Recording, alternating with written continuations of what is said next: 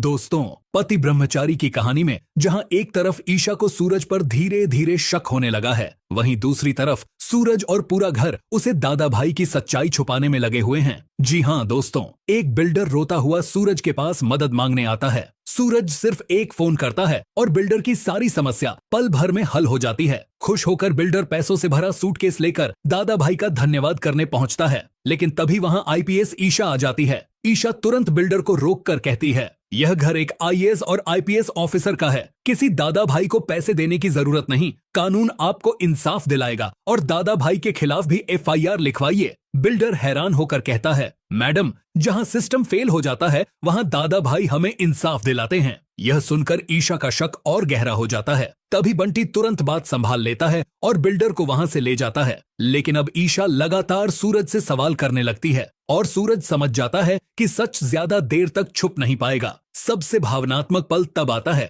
जब ईशा खुशी खुशी आरव को फोन करने की बात करती है, लेकिन सूरज तुरंत उसे रोक देता है, क्योंकि ईशा को अब तक यह नहीं पता कि आरव इस दुनिया में रहा ही नहीं। और अब सवाल यह है, जब ईशा के सामने 1 साल पुरानी सारी सच्चाई आएगी तब वह खुद को कैसे संभालेगी। दोस्तों, जहां एक तरफ आईपीएस ईशा अपनी नई जिंदगी की शुरुआत करने वाली होती है, वहीं दूसरी तरफ सूरज के सिर पर एक ही डर मंडरा रहा होता है, कहीं दादा भाई का सच ईशा के सामने वक्त से पहले न आ जाए। जी हाँ दोस्तों, ऑफिस ज्वाइन करने से पहले सूरज चाहता है कि वह ईशा के साथ हर खूबसूरत पल जी ले, इसीलिए दोनों मंदिर पहुंचते हैं भगवान का आशीर्वाद लेने। लेकिन जैसे ही ईशा आंखें बंद करके परिक्रमा शुरू करती है, सूरज की नजर सामने लगे पोस्टर्स पर पड़ जाती है और उसके होश उड़ जाते हैं। उन पोस्टर्स पर आईएएस सूरज की जगह दादा भाई छप चुका होता है। सूरज तुरंत बंटी को फोन करके सारे पोस्टर्स हटाने का आदेश देता है। उधर ईशा बेखबर होकर पूरी श्रद्धा से पूजा करती रहती है और इधर सूरज का दिल जोर जोर से धड़क रहा होता है।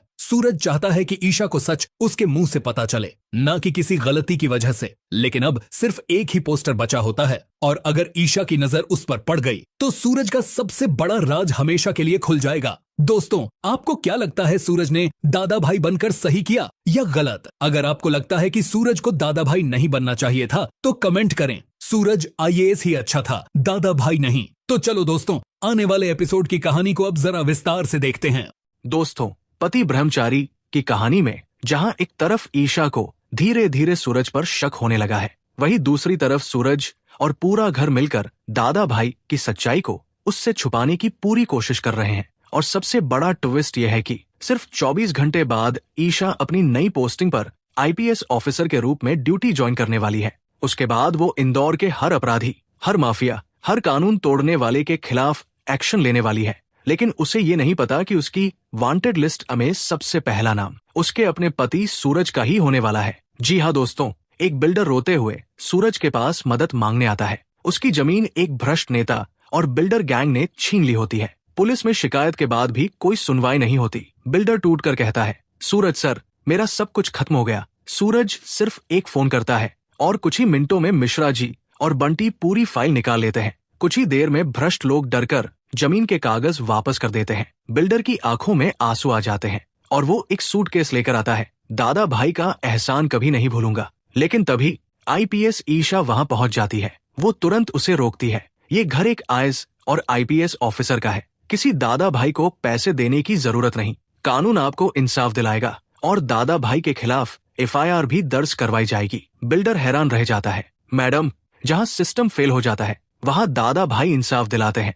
ईशा का शक अब और गहरा हो जाता है। वो सूरज को देखती है और कहती है, जब भी दादा भाई का नाम आता है तुम घबरा क्यों जाते हो? सूरज बस हल्की मुस्कान देता है, लेकिन अंदर से पूरी तरह टूट चुका होता है। इसी बीच घर में खुशियों का माहौल होता है, क्योंकि कल ईशा अपनी आईपीएस ड्यूटी ज्वाइन करने वाली होती है। रात को सूरज और ईशा छत पर बैठे होते हैं। ईशा मुस्कुराकर कहती है, याद है सूरज, हम दोनों का सपना? सूरज की आंखें भर आती है। सपने हमेशा पूरे नहीं होते ईशा जी। ईशा उसका हाथ पकड़ लेती है। तुम आज भी वैसे ही हो। लेकिन सूरज अंदर ही अंदर टूट रहा होता है। एक तरफ ईशा का प्यार, दूसरी तरफ अतीत का दर्द। वो चाहकर भी सच नहीं बता पाता। अगले दिन सुबह सूरज अकेले खड़ा आसमान की तरफ देखता है। बस 24 घंटे, उसके बाद सब बदल जाएगा। लेकिन उसे नहीं पता, कल ईशा के सामने ऐसा सच आने वाला है जो उसकी और सूरज की पूरी जिंदगी हिला देगा।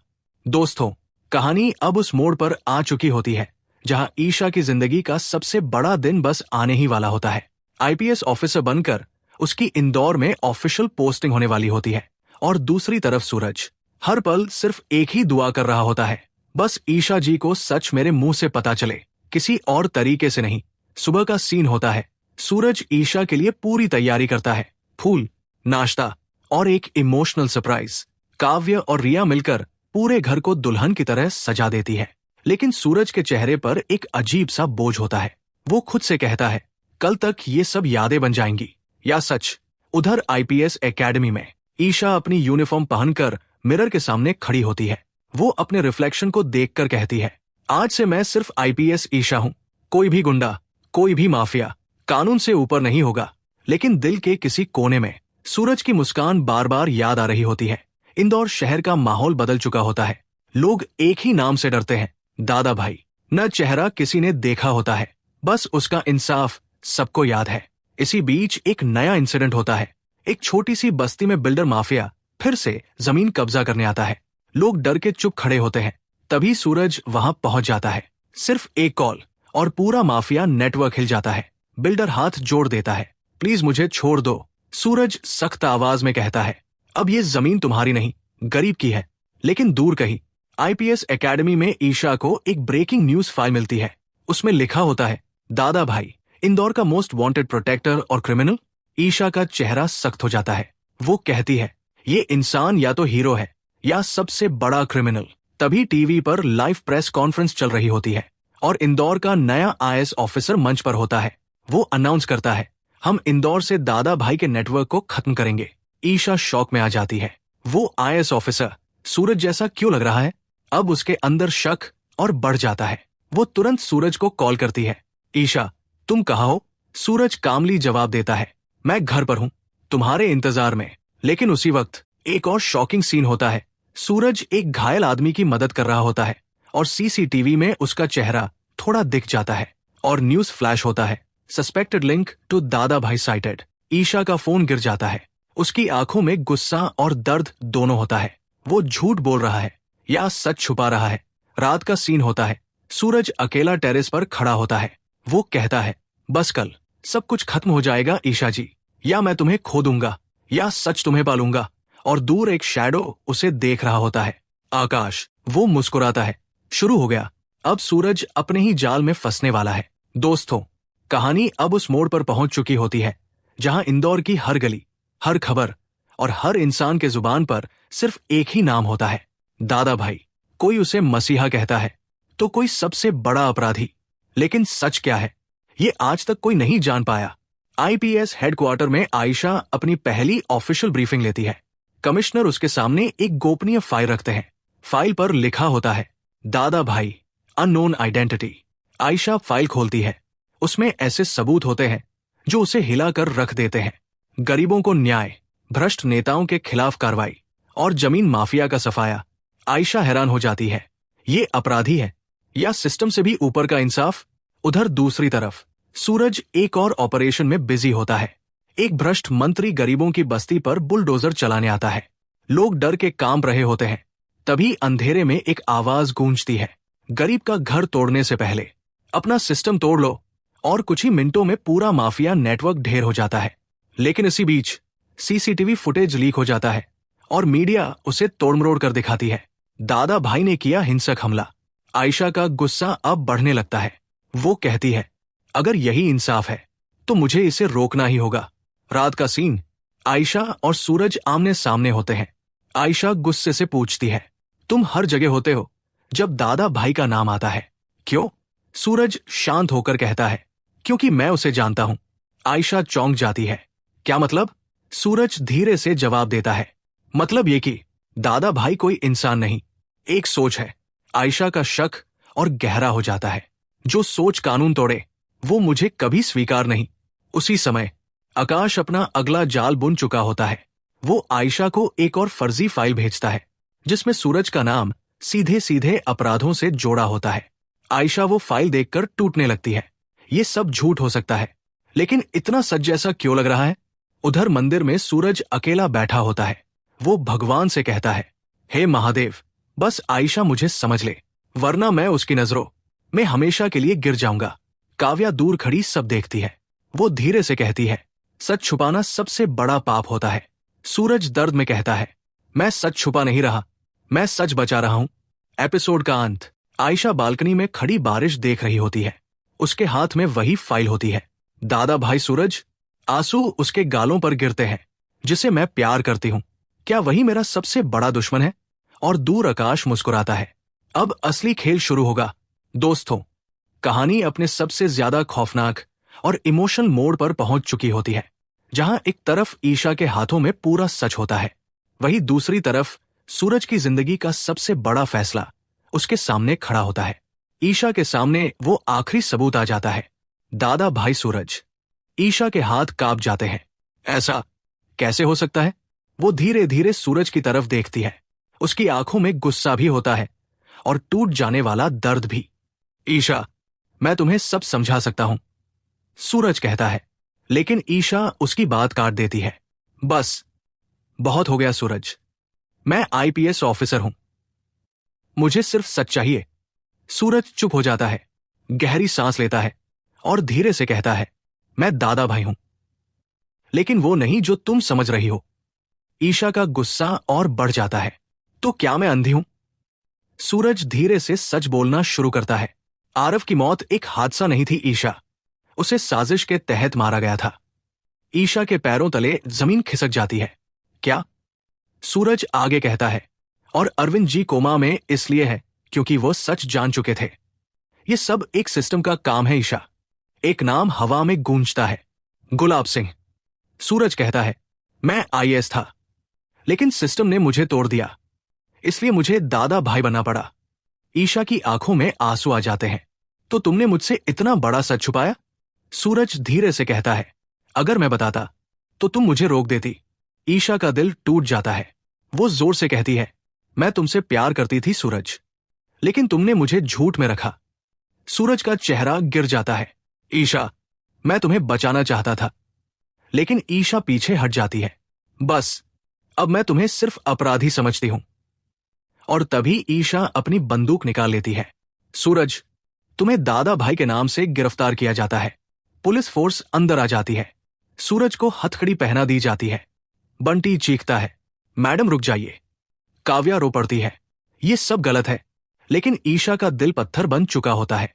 सूरज जाते जाते एक बार ईशा को देखता है और कहता है, ईशा, जब सच सामने आएगा तब तुम्हें सब समझ आएगा। कोर्ट केस शुरू होता है। मीडिया हेडलाइंस चलती है, दादा भाई गिरफ्तार, भारत का सबसे बड़ा गुंडा। ईशा चीफ इन्वेस्टिगेटर होती है, लेकिन उसके दिल में अभी भी उलझन होती है। क्या मैं सही कर रही हूं या गलत? तभी डिफेंस साइड से चौंकाने वाले सबूत आते हैं। गुलाब सिंह की सीक्रेट फाइल, आरव मर्डर की साजिश, मंत्री की सीधी भागीदारी। कोर्ट सन्न रह जाता है। जज कहते हैं, यह केस सामान्य नहीं है। कोर्ट के बाहर एक ब्लैक एसयूवी रुकती है। आकाश अंदर से निकलता है। वो धीरे से कहता है, गेम अब असली शुरू हुआ है। वो मीडिया को एक वीडियो देता है जिसमें सूरज को जानबूझकर फंसाया गया दिखाया जाता है। ईशा सदमे में, ये सब झूठ था। जेल में सूरज अकेला बैठा होता है। मैं हार गया ईशा। बाहर ईशा रो रही होती है, मैंने क्या कर दिया? तभी एक आखिरी ट्विस्ट आता है। सूरज को एक छुपा हुआ नोट मिलता है। असली कातिल अभी जिंदा है, आरव का बदला अधूरा है। सूरज का चेहरा सख्त हो जाता है। तो असली खेल अभी बाकी है। ईशा भी सदमे में। तो जिसे मैंने गिरफ्तार किया, वो असली दुश्मन नहीं था। आकाश दूर खड़ा मुस्कुरा रहा होता है। गुलाब सिंह गया, सूरज जेल में है, अब इंदौर मेरा है। इंसाफ अभी अधूरा है। दोस्तों, कहानी अब अपने सबसे बड़े और भावनात्मक मोड़ पर पहुंच चुकी होती है, जहां एक तरफ सूरज जेल की सलाखों के पीछे टूट चुका होता है, वहीं दूसरी तरफ ईशा के दिल में अपनी ही गलती का बोझ हर पल बढ़ता जा रहा होता है। कोर्ट का फैसला सुनाया जा चुका होता है। सूरज उर्फ दादा भाई को तुरंत गिरफ्तार करके जेल भेजा जाए। पुलिस सूरज को ले जाने लगती है। सूरज एक बार पीछे मुड़कर ईशा को देखता है और धीरे से कहता है, मैं गलत नहीं था ईशा, बस मैं सच तुम तक पहुंचा नहीं सका। ईशा की आंखों में आंसू आ जाते हैं, लेकिन वो कुछ नहीं कहती। अगले दिन सुबह ईशा को एक सीलबंद गोपनीय फाइल मिलती है। जैसे ही वो फाइल खोलती है, उसके हाथ कांप जाते हैं। उसमें होता है आरव मर्डर का असली कन्फेशन, गुलाब सिंह का पूरा काला नेटवर्क सबूत और आकाश का नाम मास्टरमाइंड के रूप में। ईशा के होश उड़ जाते हैं। ये सब सच था और वो तुरंत कोर्ट का आदेश चैलेंज कर देती है। मैं सूरज से मिलना चाहती हूं। जेल का दृश्य। सूरज अंधेरे में बैठा होता है। तभी जेल का दरवाजा खुलता है। ईशा अंदर आती है। सूरज धीरे से कहता है, सच तुम तक पहुंच गया या मैं ही गलत था? ईशा की आंखों से आंसू बह रहे होते हैं। मैं गलत थी सूरज, मैं तुम्हें समझ नहीं पाई। सूरज उसे शौक में देखता है। ईशा आगे कहती है, आरव का असली कातिल आकाश है। सूरज की आंखों में गुस्सा भर जाता है। कोर्ट दोबारा खुलता है। नए सबूतों के साथ केस रीओपन होता है और पूरा सच सामने आ जाता है। सूरज पूरी तरह फंसाया गया था। गुलाब सिंह सिर्फ एक मोहरा था। असली मास्टरमाइंड आकाश है। जज कहता है, सूरज को तुरंत रिहा किया जाए। जेल का दरवाजा खुलता है। सूरज बाहर आता है। ईशा उसके सामने खड़ी होती है। दोनों एक दूसरे को देखते हैं। एक लंबी खामोशी। ईशा धीरे से कहती है, मैं तुमसे नफरत करने लगी थी, लेकिन सच ने मुझे तोड़ दिया। सूरज उसके आंसू पोंछता है। मैं कभी तुम्हें ब्लेम नहीं करता ईशा, दर्द मुझे भी हुआ है। दोनों एक दूसरे को गले लगा लेते हैं। तभी बंटी दौड़ता हुआ आता है। बॉस, आकाश का पता चल गया है। सूरज की आंखों में आग आ जाती है। ईशा अपनी गन लोड करती है। अब कानून का असली इस्तेमाल होगा। एक पुरानी अबैंडन फैक्ट्री के बाहर आकाश खड़ा मुस्कुरा रहा होता है। सूरज, तुम बच गए तो क्या? गेम तो अब मैं खेलूंगा। अचानक सूरज और ईशा दोनों वहां पहुंच जाते हैं। सूरज कहता है, आरव का बदला अब पूरा होगा। ईशा बोलती है, मैं कानून हूं और तू मेरा टारगेट। गोलियां, भागदौड़ और धमाके। आकाश भागने की कोशिश करता है, लेकिन सूरज उसका रास्ता रोक लेता है। अब तेरा खेल खत्म। ईशा आकाश को गिरफ्तार कर लेती है। तुम्हें आरव मर्डर, साजिश और आतंकवाद के लिए गिरफ्तार किया जाता है। आकाश चिल्लाता है, ये अंत नहीं है। अंतिम कोर्ट फैसला, आकाश को आजीवन कारावास। सूरज पूरी तरह निर्दोष साबित होता है। आरव केस आधिकारिक रूप से सुलझ जाता है। आरव मेमोरियल स्कूल फिर से खुल जाता है। बच्चे खेल रहे होते हैं। सूरज और ईशा साथ खड़े होते हैं। सूरज कहता है, अब कोई झूठ नहीं। ईशा मुस्कुराती है, सिर्फ सच। और हम दोनों हाथ पकड़ लेते हैं और कहानी खत्म होती है एक नए सुकून के साथ। सच ही सबसे बड़ा इंसाफ होता है। दोस्तों, पति ब्रह्मचारी की कहानी अब अपने सबसे बड़े और अंतिम मोड़ पर पहुंच चुकी होती है। आकाश की हार के बाद इंदौर में एक बार फिर शांति लौट आती है। सूरज पूरी तरह बेगुनाह साबित हो चुका होता है और ईशा को अपनी जिंदगी का सबसे बड़ा सच मिल चुका होता है। सूरज जेल से बाहर आता है। ईशा उसके सामने खड़ी होती है। दोनों एक दूसरे को देखते हैं, आंखों में आंसू और दिल में सालों का दर्द। ईशा धीरे से कहती है, मैं तुमसे नफरत करने लगी थी, लेकिन सच ने मुझे तोड़ दिया। सूरज मुस्कुराता है, मैं तुम्हें कभी दोष नहीं देता ईशा। और दोनों एक दूसरे को गले लगा लेते हैं। तभी बंटी एक चौंकाने वाली खबर देता है, बॉस, सरकार ने आपको एक नया मिशन दिया है।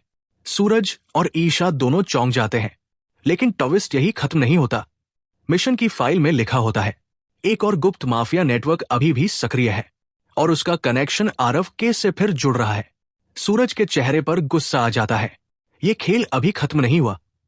उधर ईशा अपनी आईपीएस ड्यूटी में वापस लौटती है, लेकिन इस बार वो पहले से ज्यादा मजबूत होती है और उसका नया लक्ष्य होता है सूरज के साथ मिलकर इंदौर को पूरी तरह साफ करना। रात का दृश्य। सूरज और ईशा छत पर खड़े होते हैं। हवा तेज चल रही होती है। ईशा धीरे से पूछती है, क्या तुम अपना ब्रह्मचारी व्रत तोड़ दोगे? सूरज कुछ पल चुप रहता है, फिर मुस्कुराता है, मैं ब्रह्मचारी नहीं था ईशा, मैं तो बस तुम्हारा इंतजार कर रहा था। ईशा शर्मा जाती है और तभी सूरज एक बड़ा फैसला लेता है, मैं तुमसे शादी करना चाहता हूं ईशा। ईशा हैरान हो जाती है, सच? सूरज कहता है, हर दर्द के बाद हमने जीना सीख लिया है। शादी की तैयारियां शुरू हो जाती है, लेकिन अचानक एक अनजान लिफाफा आता है। उसमें लिखा होता है, आरव जिंदा था। ईशा के हाथ कांप जाते हैं। ये क्या लिखा है? सूरज भी शौक में आ जाता है। ये कौन नया खेल शुरू कर रहा है? शादी रुक जाती है। दोनों एक दूसरे को देखते हैं। सूरज कहता है, लगता है हनीमून से पहले एक और जंगबा की है। ईशा अपनी बंदूक उठाती है। इस बार मैं प्यार के साथ साथ कानून भी लेकर चलूंगी। दोनों फिर से एक टीम बन जाते हैं। लेकिन असली सवाल अब भी बाकी होता है, क्या आरव सच में जिंदा है या ये सिर्फ एक नई साजिश है? और तभी एक अंधेरी आवाज गूंजती है। गेम अभी ऑफिशियली शुरू हुआ है।